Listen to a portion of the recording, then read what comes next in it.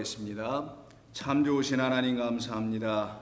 오늘 주일을 맞이해서 우리 주님의 귀한 성도들이 하나님의 은총과 돌보심과 보호하신 가운데서 아버지의 은총 아래 거한 주의 자녀로서 복된 삶을 살게 하시는 하나님께 감사 찬송을 자신들의 삶의 자리에서 지키고 주의 성령의 인도하신 가운데서 영과 진리 안에서 예배드리게 하시니 감사드립니다.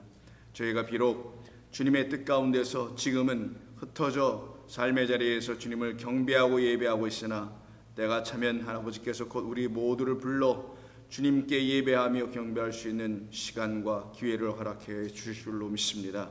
성도들의 지금의 삶을 주께서 지키시고 그들의 믿음의 여정 가운데 우리 주님이 동행하심으로 말미암아 날마다 주의 장성한 그리스도의 장성한 분량에까지 자라나는 그 역사를 주께서 도우시고 인도하실 줄로 믿습니다. 오늘도 각 처소에서 예배드리는 모든 성도들 위해 하나님의 영광이 함께 하시기를 소원하오며 예수님의 이름으로 기도드립니다. 아멘. 자, 우리 하나님의 말씀 같이 나누겠습니다. 자, 오늘 우리가 나눌 말씀은 우리 지난 시간에 다 나누지 못했던 누가복음 15장, 오늘 본문은 15장 17절부터 32절까지 나누겠습니다. 15장 17절부터 32절까지 오늘은 이 본문을 다 마치도록 합니다. 우리 함께 찾으시면 이 말씀 봉독하겠습니다. 이에 스스로 돌이켜 이르되 내 아버지에게는 양식이 풍족한 품꾼이 얼마나 많은가. 나는 여기서 줄여 죽는구나. 내가 일어나 아버지께 가서 이르기를 아버지 내가 하늘과 아버지께 죄를 지었사오니 지금부터는 아버지의 아들이라 일컬음을 감당치 못하겠나이다. 나를 품꾼의 하나로 보소서 하리라 하고 이에 일어나서 아버지께로 돌아가니라. 아직도 거리가 먼데 아버지가 그를 보고 측은히 여겨 달려가 목을 안고 입을 맞추니 아들이 이르되 아버지 내가 하늘과 아버지께 죄를 지었사오니 지금부터는 아버지의 아들이라 일컬음을 감당하지 못하겠나이다 하나 아버지는 종들에게 이르되 제일 좋은 옷을 내어다가 입히고 손에 가락지를 끼우고 발에 신을 신기라.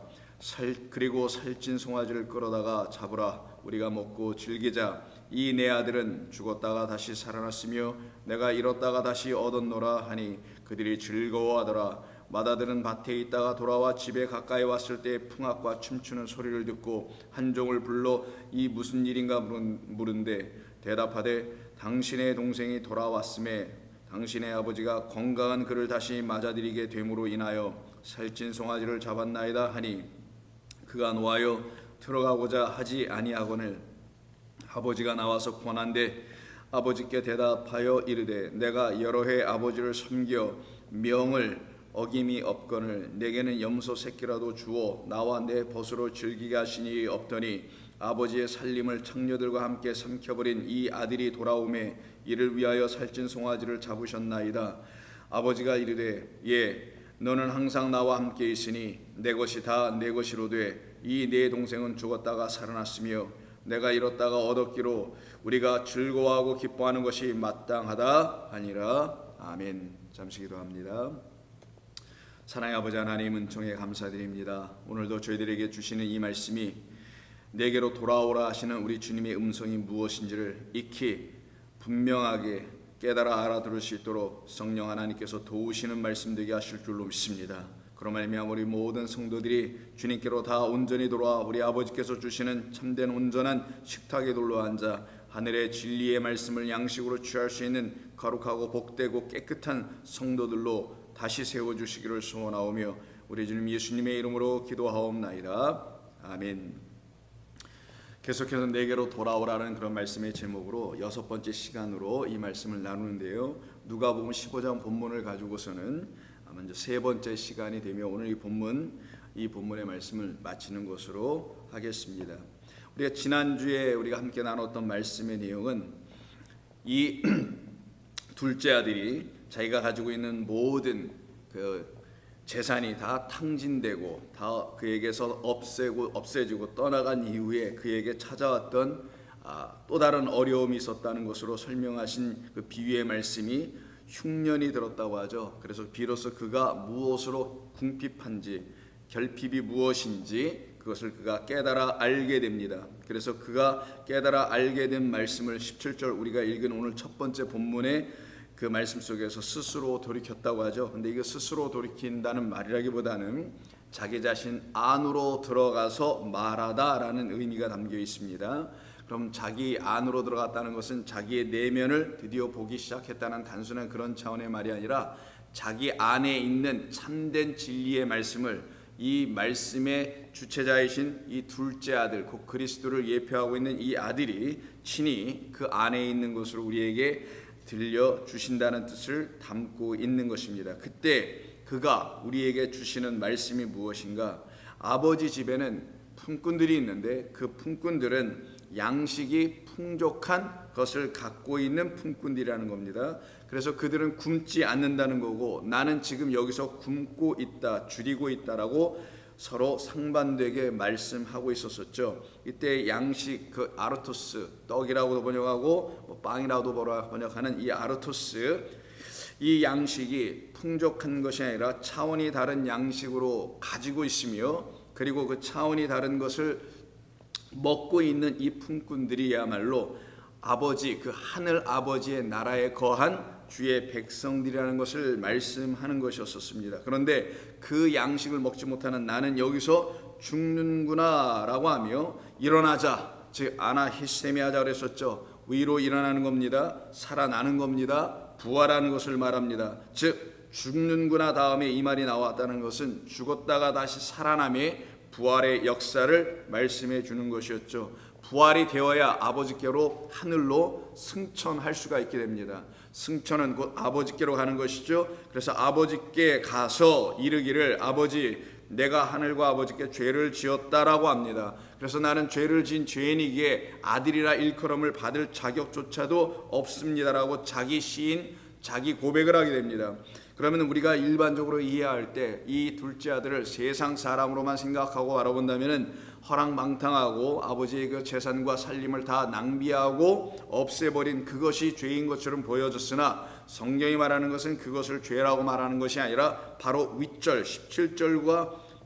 17절에서 말씀하고 있는 그 풍족한 양식이라는 차원이 다른 양식, 페리슈한 그 떡, 이게 바로 오병이어이죠. 오병이어로 하나님의 말씀을 온전히 취하지 못한 그 상태, 즉 오병과 이어의 말씀을 통하여서 하나님께서 우리에게 주신 말씀이 양식이 무엇인지를 온전히 먹지 못함으로 여전히 그 말씀 못 먹은 자의 삶을 살아내고 있는 것을 죄인이라고 하는 것입니다. 왜냐하면 이때 이들이 먹었던 그 양식은 은혜의 떡이었습니다. 은혜의 떡, 즉 삭슬, 자기 수고와 헌신과 열심과 섬김으로 인하여 그 대가로 받은 보수라는 오페일레마, 빚진 것으로 갖는 것이 아니라, 빚진 자라고 그랬죠. 빚진 것으로 갖는 것이 아니라 은혜로서 일을 하지 않아도 먹고 있는 그 품꾼, 오직 믿음으로 말미암아 의롭게 되고 있는 그 품꾼들에게만 주시는 하늘의 참된 양식을 취하고 있다는 측면에서 바로 이 아래 세상에서 살아가고 있는 우리 한 사람 한 사람들이 바로 하늘에 있는 그 우리를 은혜로 구원해 내시는 하나님의 말씀이라는 풍성한 양식을 먹지 못한 그것이 바로 죄임을 성경이 말하는 것입니다. 그래서 나는 아들이라 불릴 자격조차가 없습니다 했던 것이죠. 즉 이것은 선민 사상을 갖고 있었던 당시 유대교 안에 있는 이스라엘 백성들이 하나님의 아들들이다라고 생각하고 있었는데, 그 아들조차의 자격도 없음을 말할 뿐만 아니라 품꾼도 되어 있지 못하다는 것입니다. 아들은 고사하고 품꾼도 되어 있지 못하니 먼저 무엇이 되는 것이 순서겠어요? 그렇죠.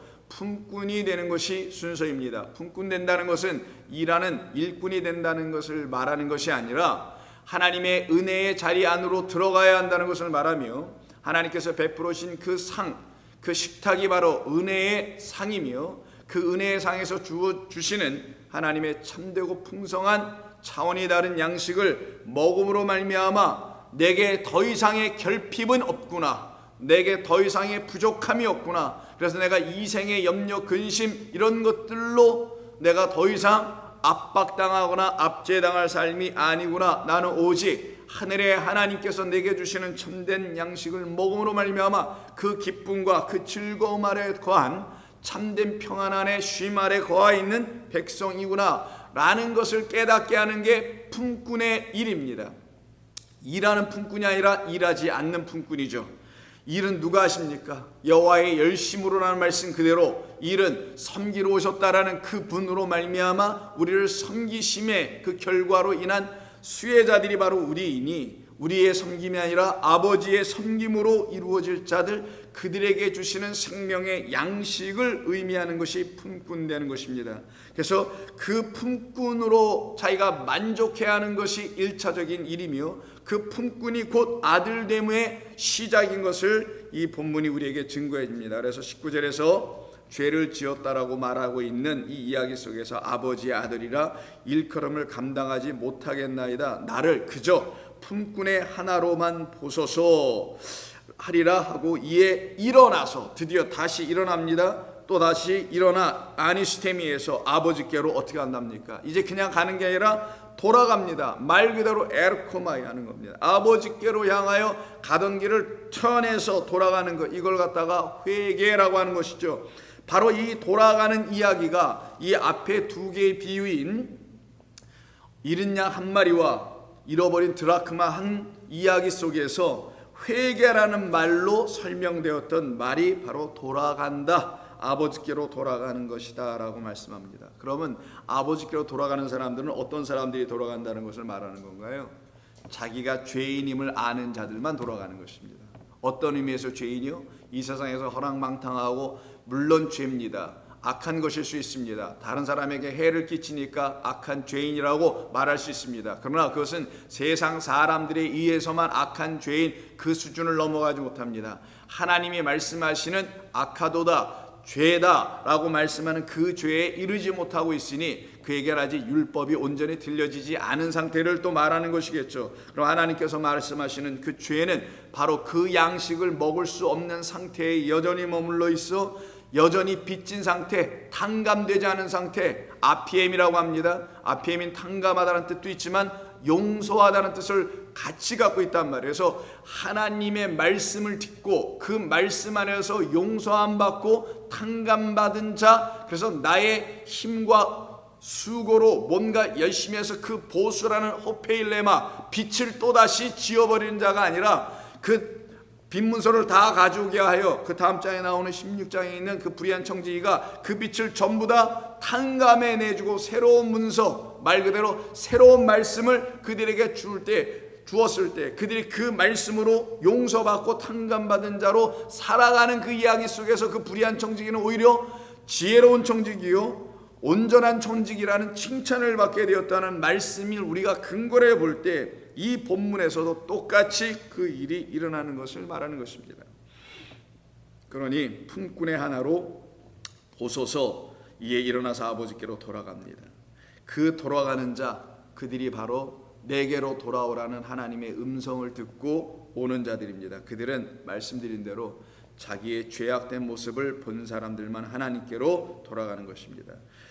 그때 품꾼의 하나로 여기소서라고 지금 말씀하고 있죠. 이때 품꾼의 하나로 여기소서라고 하면 그 많은 아버지 집에 있는 품꾼들 중에 하나로만 여겨달라는, 어떻게 보면 굉장히 자기 자신의 죄의 모습을 하나님 앞에 온전히 시인하고 돌이키며 자격 없음을 스스로 말하고 있는 겸손한 모습을 보여주는 표현이라고도 볼 수 있습니다. 그러나 그렇게 만약 품꾼의 하나로 여겨달라는 그 말대로 되었더라면 이 아들은 그냥 품꾼으로만 끝날 수도 있었던 것인데, 22절에 보면 그 아버지가 아들을 기다려 결국은 그 두 사람의 상봉의 이야기를 담고 있는 22절 이하를 보게 되면 아버지는 종들에게 이르되 제일 좋은 옷을 내어다가 라는 말을 합니다.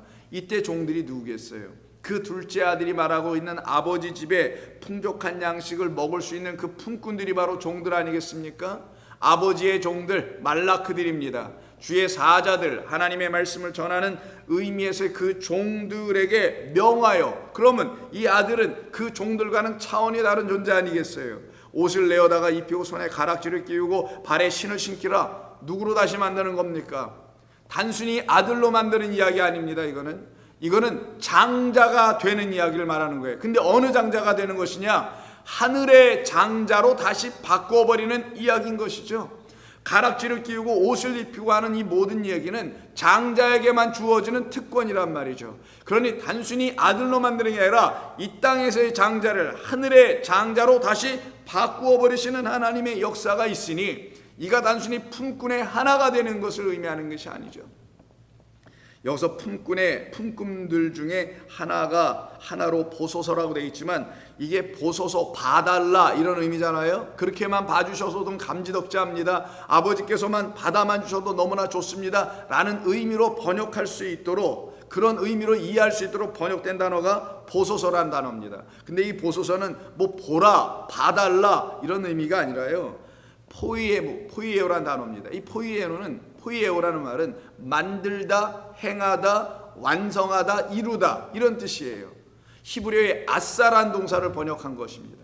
이 아싸란 동사는 창조할 때 쓰는 단어예요. 그럼 무슨 말이냐? 나를 품꾼들 중에 그 하나로 만드소서, 품꾼들 중에 하나로 만들소서. 도대체 무슨 말일까요? 왜 하나로 만들어 달라고 그럴까요? 아직 품꾼이 안 됐으니까 나 품꾼으로 좀 만들어 달라는 그런 의미일까요? 이때 중요한 키워드는 하나입니다. 하나, 헤이스라고 하는데 이 하나는 여기서만 나오는 것이 아니라 앞에 두 개의, 이미 언급되어 있었던 두 개의 그 비유 속에서 다 나오는 단어가 다시 반복된 것입니다. 이것은 이유가 있어서 반복을 우리 주님께서 하신 것인데, 첫 번째 15장 4절에 보면은 너희 중에 어떤 사람이 양 100마리가 있는데 그 중에 하나를 잃으면, 이 하나 누구를 말하는 것이죠? 이 하나를 대부분 사람들은 자기 자신 잃어버린 양이라고 생각했다고 그랬죠. 그러나 제가 여러분들에게 다시 말씀드렸습니다. 여러분 맞습니다만은 이 여러분 잃은 양이라는 여러분은 어떤 측면에서 잃은 양이냐면은 우리가 잃어버린, 하나님의 잃어버린 정말 양이 됐다는 말의 진짜 진의와 의미가 무엇이냐? 내 안에 그리스도가 없음이 내가 잃어버린 양이라는 거예요. 이해하셨습니까? 깨달으시나요? 예수를 아무리 열심히 믿고 아무리 교회에 충성을 하고 이런 것이 중요한 게 아니라 내 안에 예수 그리스도가 발견되지 않으면 그를 갖다가 잃은 양이라고 합니다. 그럼 잃은 양은 무엇을 의미하겠어요? 잃은 양이라는 건 내 안에서 발견되어야 될 그분, 그리스도 예수라는 나를 위하여 세상 죄를 지고 가는 그 한 분밖에 없는, 하나밖에 없는 그 어린 양이 내 안에서 발견되지 않아 나도 잃어버린 양이 되어 있는 상태.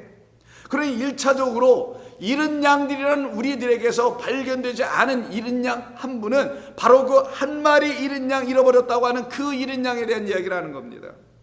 우리에게서 발견되어야 될 잃은 양을 지금 비유로 말씀하시는 것이죠. 그래서 우리 안에서 발견되지 않는 어린 양, 당신이 우리 가운데 발견되지 않는 그 사람들을 갖다가 잃어버린 양들이라고 하는 거예요.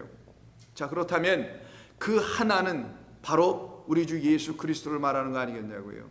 우리가 잃어버렸던, 우리가 온전히 알지 못했던, 우리 안에서 발견되지 아니하는 그 어린 양 하나를 지금 되찾아 우리에게 주시겠다. 주어야지 너희가 99 상태로 끝나지 아니하고 내라는 나 하나가 들어가 그걸 완전히 100으로 만들고 잃어버린 드라크마 하나가 너희에게 찾아져 발견되어 들어가 10이 되게 하겠다. 그래서 드라크마 이야기 속에서도 드라크마 10개가 있는데 그 중에 헤이스, 하나를 잃으면 아폴룸이 하나가 없어져 버리면, 죽임당하면, 멸절당하면 이런 의미를 갖고 있는 것이죠.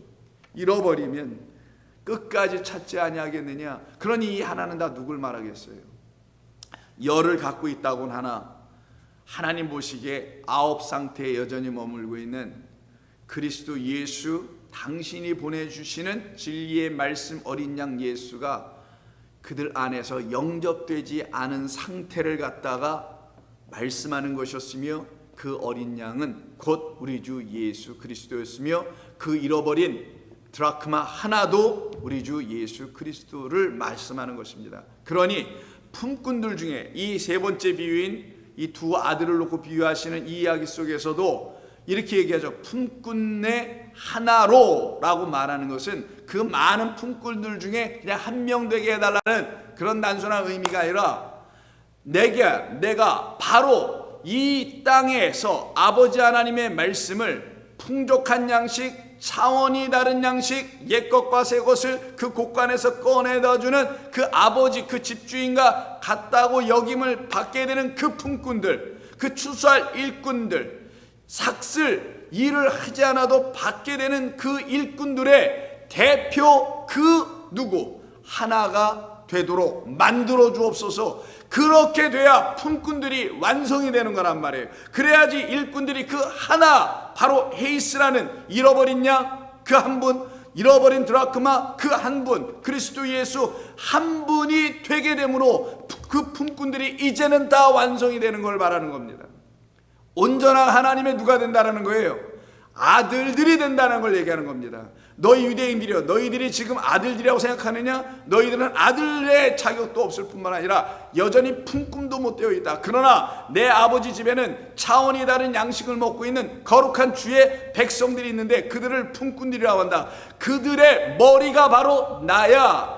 그들이 지금 자기들 안에서 발견하고 있는 존재가 바로 나, 헤이스, 하나, 독생자 나야 라고 가르쳐 주시는 말씀이며, 나를 그 독생자가 되게 해주세요. 하나가 되게 해주세요. 내가 그들에게 진리 하나의 말씀이 되게 해주세요. 이걸 창조하여 주옵소서. 그들 안에다가 우리를 그리스도 안에서 새로운 피조물로 만들어 주시겠다는 약속입니다. 당신이 그냥 품꾼들 중에 그냥 하나, 그 끄트머리가 좋으니 하나가 되게 해달라는 단순한 그런 의미가 아니라 성경 전체에서 말씀하고 있는 그 머리 되는 것이에요. 우리 주님이 누구에게서 저와 여러분이라는 한때는 잃어버린 양들, 어떤 상태에서 잃어버린 양들, 바로 우리 주님이 우리 안에서 발견되지 않아 누구로? 진리의 아들, 은혜의 아들로 발견되지 않음으로 말미암아 우리가 여전히 잃어버린 상태에 있었을 때 찾아오셔서 저와 여러분에게서 안으로 들어오시니 우리 안에 이제 누가 발견됩니까? 그리스도 어린 양 하나님의 아들이 이렇게 발견된단 말이에요.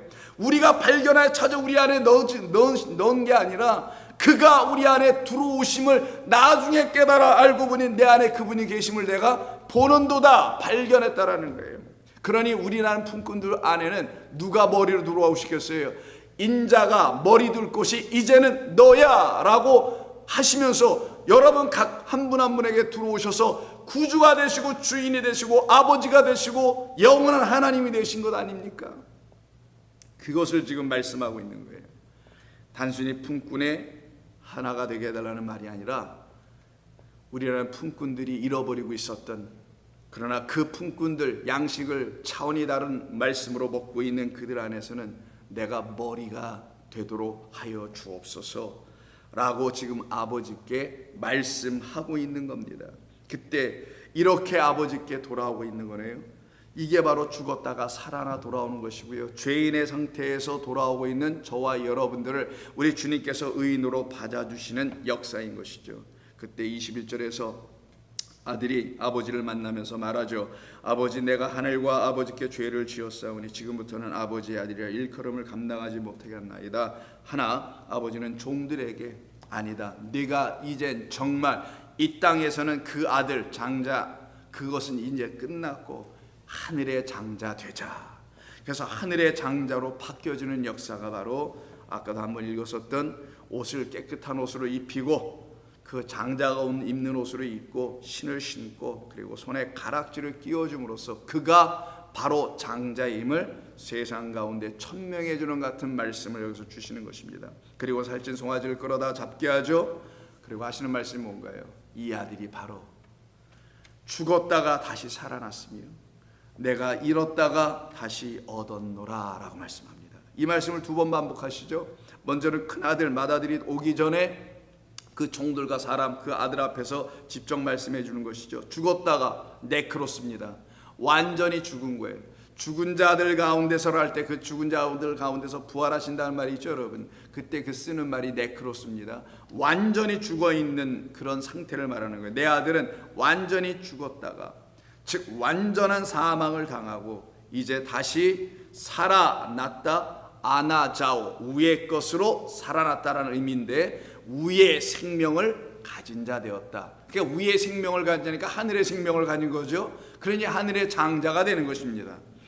내가 잃었다가 아폴룸이 완전히 잃어버렸다가 멸망당했다가 그리고 다시 얻었노라 라고 말하는데, 이게 얻은 게 아닙니다. 유리스코, 다시 발견되었다 라고 하시는 거예요. 이게 바로 우리들 모습 아닙니까 여러분? 이게 바로 우리를 놓고 얘기하는 거잖아요. 우리가 아버지 앞으로 돌아가는 일을, 우리 주님의 역사, 십자가 지신과 부활로 인하여 이런 역사가 나타나게 됐을 때 우리 가운데서 이루어지는 결과가 발견되는 거 아니냐고요. 하니 그들이 즐거워하더라. 이때 마다들이 등장을 하게 됩니다. 그 마다들이 와서 이 상황을 보죠. 근데 이게 어디서 옵니까? 이 사람이 밭에 있다고 왔다 그랬죠. 그래서 지난주에 나눴던 이 밭이 무엇인지를 우리가 함께 나눴었습니다. 이 밭은 성전을 말하는 것이죠. 근데 그 성전에는 양들로 가득 채워져야 되는데, 그 양들은 없고 부정한 짐승을 상징하고 있는 돼지들이 우글거리는 그곳에 가서 열심으로 일을 다하고 돌아온 그 마다들에 대한, 큰아들에 대한 이야기를 이 본문에서 시작합니다. 그때 이 큰아들이 집안에 무슨 큰 경사 같은 게 있는 것을 보면서 놀라서 무슨 일인가 하고 종을 불러다가 무슨 일이냐고 물으니 그 종이 이렇게 대답을 해주네. 27절, 대답하되 당신의 동생이 돌아왔습니다 라고 합니다. 이게 바로 아버지께로 돌아온 자이죠. 아버지 집으로 돌아온 자입니다. 당신의 아버지가 그 돌아온 아들을 놓고 이렇게 한다네요. 건강한 그를 다시 맞아들이게 됨으로 인하여 살찐 송아지를 잡았나이다 라고 얘기해요. 이때 건강한 그를 다시 맞이했다고 합니다. 근데 이 아들이 사실 건강했나요? 그 건강한지 잘 모르겠습니다. 상황을 보니까 거의 뭐 죽었다가 살아난 것처럼 왔다고 하는데 건강하다는 말을 쓰는 게 좀 이상하죠. 그런데 건강하게 또 그를 맞이했다면 건강한 자에게 그렇게 뭐 또 송아지를 잡아서 줘야 될 이유가 또 있는지 모르겠어요. 이미 건강한데 건강하지도 않다면 살 좀 찌우게 하려고 송아지를 잡고 할 수도 있지 않을까요? 이래 봐도 이상하고 저래 봐도 이상합니다. 이 건강하다는 말 자체는, 이 건강하다는 말은 휘기아노라는 단어를 번역한 것인데, 이 휘기아노는 단순히 이게 건강하다는 것이 아닙니다. 중요한 거는 건강하다 번역해도 좋은데 어떻게 건강해졌느냐와 어떤 상태의 건강을 갖고 있느냐가 더 중요합니다. 이 말이 사용된 것이 있는데요. 누가복음 5장을 한번 보시면 5장 31절에서 누가복음 5장을 한번 펴시면요. 31절에서 이런 말씀합니다. 이때 여러분 잘 아시는 그 세리 마태라는 레위를 예수님께서 부르시니까 그가 모든 것을 버리고 예수님을 따르죠. 그리고 그 레위가 자기 집에서 잔치를 엽니다. 또 먹고 즐기는 그런 기쁨의 잔치를 열게 돼요. 그때 다른 세리와 다른 사람이 많이 함께 앉은지라 라가 29절 30절 바리새인과 그들의 서기관들이 그 제자들을 비방하여 이르되 너희가 어찌하여 세리와 죄인과 함께 먹고 마시느냐. 오늘 큰아들은 뭐라 그럽니까? 여기 하나 빠진 사람이 있어요. 창녀죠. 창녀와 함께 다 먹고 없애버렸다는 얘기를 합니다. 같은 개념이 들어오는 것이죠. 즉 세리와 죄인과 함께 먹느냐라고 비방하고 있는 그 바리새인과 서기관의 그 역할을 하는 자가 지금 여기 본문에서 15장에서 누구냐? 그 마다들이라는 거예요. 그런 마다들은 어디에서 수고하는 자겠어요? 그 아버지 집이라는 성전에서 겉모양으로 갖고 있는 그 성전에서 자기의 수고로 그 성전을 지어가고 있는 자들이죠. 바로 이 상태에서 예수님이 말씀하십니다. 5장 31절 예수께서 대답하여 이르시되 건강한 자에게는 의사가 쓸데없고 병든 자에게라야 쓸데있나니. 이때 갑자기 건강한 자를 부릅니다. 그리고 병든 자에 대한 말씀하십니다. 건강한 자에게는 의사가 쓸데없다. 누구만 쓸데있느냐? 병든 자만 쓸데있다. 그러면 병든 자가 지금 건강한 상태로, 병든 자를 건강한 상태로 바꾸시는 분이 누구라는 거예요? 당신 예수님이라고 말씀하시는 거죠. 그래서 내가 건강하지 아니한 그 죄인을 불러, 너희들이 생각하는 그 의인이 아닌 그 죄인을 불러 회개시키러 왔노라라는 게 32절입니다. 내가 의인을 부르는 곳이 아니요 죄인을 불러 회개시키러 왔노라. 우리 주님이 이 땅에 오심, 누가복음 15장에서 둘째 아들이 이 땅의 하늘의 재산, 아버지의 생명의 양식 차원이다는 말씀이란 그것을 가지고 오신 이유가 뭐냐? 우리라는 건강하지 못한 자들, 의원이 반드시 필요한 병든 상태에 있는 우리, 그래서 가난한 자요, 구부러진 자요, 다리 저는 자요, 그리고 맹인된 우리라고 말하죠. 그 상태에 있는 우리들을 불러 아버지께로 돌아가게 하는 메타노에오, 회개시키러 오셨다라고 말씀하시는 그때 사용하는 것이 건강하다는 단어입니다. 그러면 건강한 건 뭐겠어요? 신체적으로 건강하고 그러는 걸 말하는 거겠습니까? 여기 본문에서 우리 주님께서 아니죠. 의인과 죄인의 개념에서 나오는 건강함과 건강하지 못함이죠. 우리 주님이 말씀하시는 것은 내가 죄인입니다라는 걸 철저히 아는 자가 건강한 자가 되는 것인데, 그 자는 이미 나 같은 죄인을 당신 외에는 고쳐낼 수도 없고 살릴 수가 없고 용서해 줄 분이 없습니다라고 깨달은 그런 죄인, 그런 병든 자, 내가 스스로 나의 병을 어떤 의원도 고쳐줄 수 없고 오직 당신만이 고쳐줄 수 있는 그런 질병을 갖고 있는 나, 그런 죄라는 질병을 갖고 있는 나입니다라는 걸 철저히 깨달은 그가 지금 돌아왔다라는 거예요. 돌아오면 그들을 누구라 부르냐? 이제 건강해졌다라고 하는 거예요. 왜? 이제 돌아왔으니, 아버지께 돌아왔으니 더 이상 병든 자가 아니요 이제는 건강하니, 병든 자가 건강해졌으니 잔치를 벌이지 아니할 수가 없는 것이죠. 그래서 이 집에 지금 잔치가 열려진 상태가 됐던 것입니다. 근데 이것을 보고 함께 기뻐해야 되잖아요. 동생이 돌아왔는데. 근데 이가 나타내는 15장 28절의 반응은 그가 오히려 분노합니다. 노하여 들어가고자 하지 아니하고, 어디에? 그 잔치에, 어느 잔치에? 차원이 다른 양식을 먹을 수 있는 그 일꾼들과 품꾼들과 하늘의 장자가 있는 그 자리에 들어가지 않아요. 누가 안 들어갑니까? 좀 전에 5장에서 말하는 것처럼 스스로 의인이라고 해서 의원이 필요하지 아니하는 진짜 하나님 보시기에는 건강하지 못하고 병들어 있는 그 자 서기관과 바리새인이 이 본문에서 이 마다들로 설명되고 있는 것입니다. 나는 건강해, 나는 들어갈 필요 없어. 근데 여기 본문에서 뭐라는 거예요? 건강한 자들에게만 주는 잔치였단 말이에요, 여기가. 그러면 건강한 자들이 모여있는 그 잔치 속에 들어가지 못하고 있는 이 아들 마다들은 건강하지 못한, 하나님 보시기엔 여전히 죄인인, 하나님 보시기에는 여전히 죄만 갖고 있는 자. 어떤 의미에서 죄? 오늘 본문에서 말하는 다른 죄는 뭐예요? 차원이 다른 양식으로 못 먹는 그 죄. 그래서 탕감받지 못하고 용서받지 못하고 그 죄를 여전히 갖고 있는 자들, 죄가 용서가 안 되니, 죄가 용서가 안 됐으니 여전히 하나님 밖에 있는 상태를 말하는 것입니다.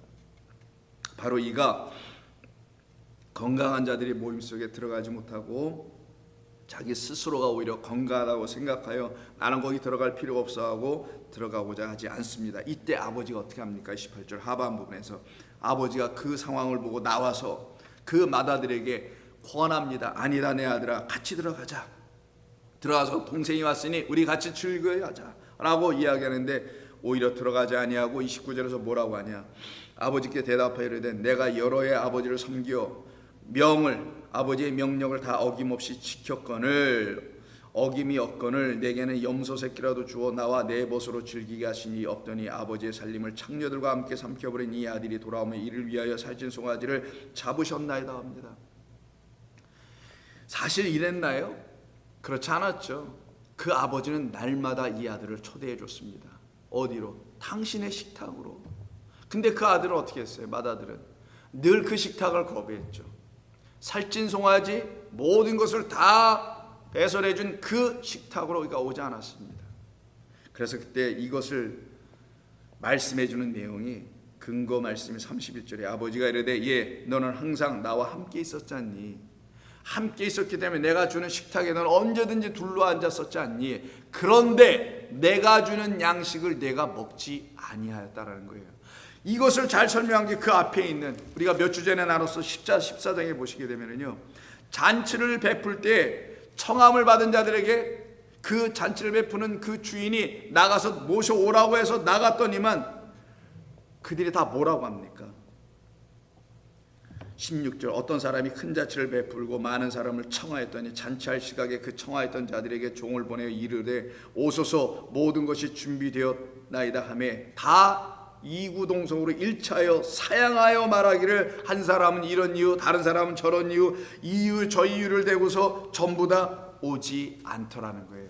이게 바로 이 맏아들의 상태이며 이게 바로 청함을 받았으나 응하지 아니하고 우리는 우리의 것을 다 갖고 있으니 그 식탁에 가지 않아도 돼요. 그 잔치 그 저녁 식사에 가지 않아도 돼요. 그 마지막 식사 우리 안 먹어도 돼요 라고 하는 그들과 이 본문 15장에 있는 이 맏아들 그 식탁 그 잔치 안으로 들어오는다라 하는데도 들어오지 않고 나에게는 왜 그런 것도 한 번도 제공해 주지 않았냐고 하는 그 마다들의 이 불평이 섞여 있는 말은 사실은 사실이 아니었던 것입니다.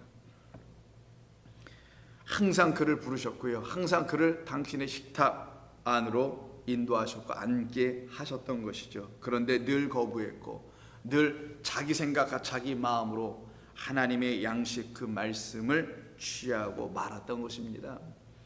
바로 이 아들의 문제는 거기 있었던 거죠. 그래서 그가 말하는 게 뭡니까? 나는 아버지들 섬겼다고 하잖아요. 아버지의 섬김을 그 식탁에서 받았어야 되는데 식탁으로 오라는데 안 와요. 아버지가 차려서 먹여주려고 했는데 안 먹고 나는 아버지 섬길게요. 끊임없이.